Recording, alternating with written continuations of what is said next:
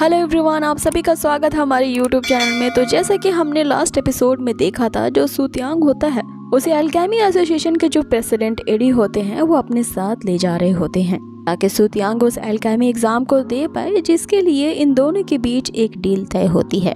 अब ये डील ये होती है कि अगर सूतियांग उस मिस्टीरियस इक्लिजर को बनाने में सक्सेस हो जाता है, प्रेसिडेंट एडी उसे रिवॉर्ड के तौर पे वो ब्लू फायर स्पिरिट को रेंट पे दे देंगे। साथ ही सूतियांग को उस मिस्टीरियस इक्लिजर को बनाने की जो रेसिपी है वो भी प्रेसिडेंट एडी के हवाले करनी होगी। अब आगे एपिसोड शुरू होता है, जहां हम देखते हैं कि प्रेसिडेंट एडी अब सूतियांग को एक खास कमरे में ले जाते हैं, जहां पे एक पुराना पॉट रखा होता है और उसी के अंदर सूतियांग को एक लेजर बनाना होता है।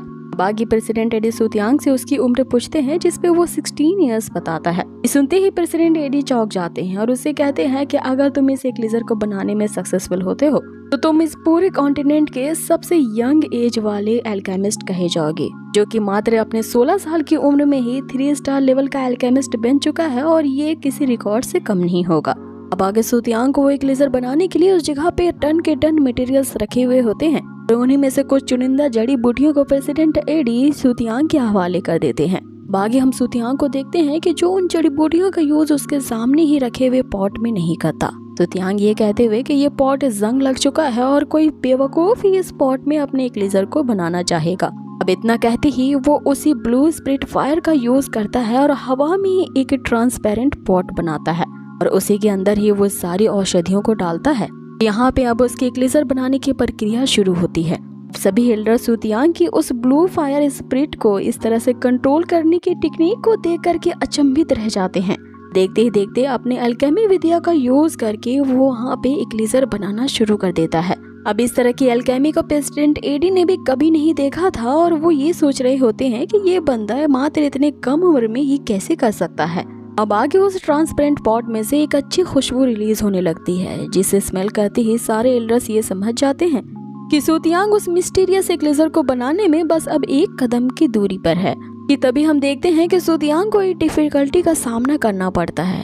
उसकी पावर अभी काफी लो होने के कारण उसे मिस्टीरियस एक लेजर के 2 क्वांटिटी को बनाने में काफी डिफिकल्टी पेश आती है। इसीलिए वो यहाँ पे एक ट्रिक यूज करने की सोचता है और फिर उस ट्रांसपेरेंट पॉट में अपने ब्लैक स्टोन की पावर को आजमाता है, जिसके कारण अब उस पॉट के अंदर एक लेजर पिल अब 2 में बदल जाते हैं, जिसे देख के सारे हैरान रह जाते हैं कि सूतियांग यहाँ पे सक्सेसफुल हुआ। यहाँ पे एक नहीं, उसने 2 एक लेजर पिल को बना लिया है। साथ ही सूतियांग के इस सक्सेस पे जो प्रेसिडेंट एडी होते हैं वो उससे कहते हैं कि मैंने सदियों बिता दिए इस एल्केमी की पढ़ाई करने में, लेकिन मैंने आज तक इस तरह के एल्केमी को नहीं देखा जो कि सूतियांग ने अभी मेरे सामने किया है। अब बेस्ट टॉप क्वालिटी के मिस्टीरियस एक लेजर तैयार हो चुके थे, जिनके बनाते ही सूतियांग को ये टाइटल भी मिल जाता है कि अब वो एक 3 स्टार लेवल का एल्केमिस्ट है। अब सारे उसके इस सक्सेस पे काफी ज्यादा खुश होते हैं और प्रेसिडेंट एडी सूतियांग से कहते हैं कि आज तुमने मेरी आंखें खोल दी हैं। आगे वो से कहते हैं कि तुम्हें बस उस टाइम तक वेट करना होगा जब तुम्हारे में इस एल्केमी प्रोसेस को हेडक्वार्टर से पास न करवा लूं, और उसके पास होते ही एज अ रिवॉर्ड तुम्हें 3 स्टार के एल्केमिस्ट बैच भी दिया जाएगा। और जिस ब्लू फायर स्पिरिट का यूज करके तुमने इस टॉप क्वालिटी के गैदरिंग पिल को रिफाइन किया है, ये स्पिरिचुअल फायर अब से तुम्हारा हुआ और तुम जब चाहे इसे यहाँ पे आके किसी भी टाइम एक्सेस करवा सकते हो। अब आगे सूतियांग उन 2 एक्लेजर्स में से एक ले लेता है और इसके एक्सचेंज में वो इस मिस्टीरियस एक्लेजर को कैसे बनाया जाता है इसकी रेसिपी वो प्रेसिडेंट एडी को दे देता है। अब इससे यहाँ पर प्रेसिडेंट काफी ज्यादा उससे इम्प्रेस हो चुके होते हैं। आगे वो सूतियांग से कहते हैं कि अगर तुम्हारे पास टाइम हो तो क्या कभी हम बैठ करके अल्केमी के बारे में बात कर सकते हैं, क्योंकि प्रेसिडेंट एडी भी एक 3 स्टार लेवल के अल्केमिस्ट हैं, लेकिन एक 3 स्टार अल्केमिस्ट होने के बावजूद भी उन्होंने कभी इस तरह के टॉप ग्रेड मिस्टीरियस लेजर को नहीं रिफाइन किया है। जिस पे सूतियांग उससे कहता है कि अब वो इस अल्केमी एसोसिएशन का एक अल्केमिस्ट बन चुका है। अब इस एसोसिएशन में वो कई बार आएगा और हमारे पास आगे फ्यूचर में काफी टाइम होगा अल्केमी के बारे में कम्युनिकेट करने का।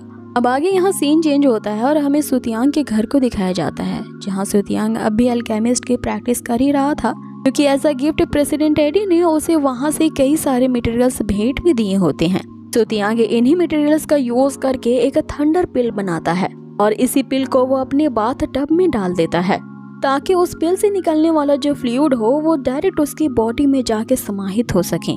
और अब आगे हम देखते हैं कि उस पिल ने अपना काम करना शुरू कर दिया था, जिसके कारण सुतियांग की बॉडी के ऊपर एक ट्रांसपेरेंट लेयर बन जाती है। अब ये एक तरह का शील्ड जैसा होता है, जिससे तो पहले सुतियांग को काफी ज्यादा पेन महसूस होता है, लेकिन थोड़ी देर तक उस पेन को सहने के बाद फाइनली अब सुतियांग ब्रेक थ्रू कर चुका था, क्योंकि सुतियांग अब अपने वॉरियर रेल्म के 2 स्टार लेवल पे आ चुका था। और अब उस एक्लेजर के कारण उसके बॉडी में जो फ्लूइड जा चुका था, जिसके कारण अब उसके बॉडी के अंदर थंडर को झेलने की पावर आ चुकी थी। अब अचानक से सुतियांग को वहाँ पे किसी का कॉल आता है।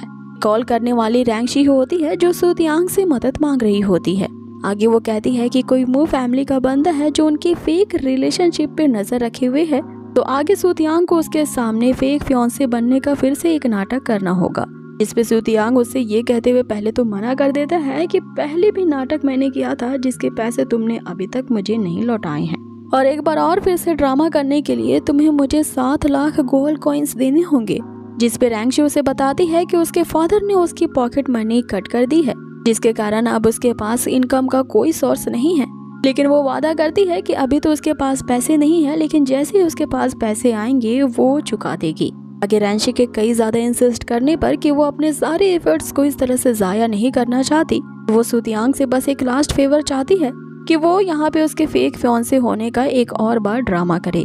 जिस पे सुतियांग ये कहते हुए उसके बाद मान जाता है कि अब की बार तुम अपना प्रॉमिस निभाना और मुझे मेरे सारे पैसे एक बार में ही दे देना, क्योंकि मुझे वेट करना ज्यादा पसंद नहीं है। आगे सुतियांग उससे लोकेशन पूछता है, जिस पे रैंगशी उसे बताती है कि वो उसके घर के सामने ही वेट कर रही है। अब आगे सुतियांग जैसे उसे मिलने के लिए बाहर आता है, उसे अपने कोर्टयार्ड में एक अजीब सी स्पिरिचुअल वेन मिसिंग दिखाई देती है। अब आगे इस बात की तह तक जैसे ही सुतियांग पहुंच पाता है कि आखिर यहाँ पे एक्चुअल में हुआ क्या है, उसके सामने रैंगशी आ जाती है और वो उसे इशारा करके बताती है कि अब हमें अपने यहाँ पे ड्रामा कंटिन्यू करना होगा। कि तभी उनके सामने एक बंदा अपेयर होता है जो इसी रैंगशी का ही ब्रदर होता है। यहाँ रैंगशी का भाई अपना परिचय देता है कि उसका नाम मोवेन है और तुमने मेरा नाम तो सुना ही होगा।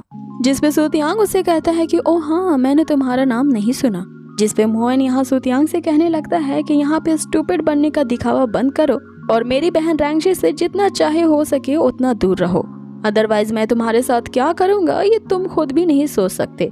जिसपे सुतियांग उसे बड़ी ही आराम से जवाब देता है कि क्या हम एक दूसरे को अच्छी तरह से जानते हैं जो मैं तुम्हारे ऑर्डर को फॉलो करूंगा, और वैसे भी ये मेरा घर है जो तुम यहाँ पे बिना बुलाए आ चुके हो, इसलिए मैं तुम्हारे वेलकम यहाँ नहीं करता और तुम यहाँ से जा सकते हो।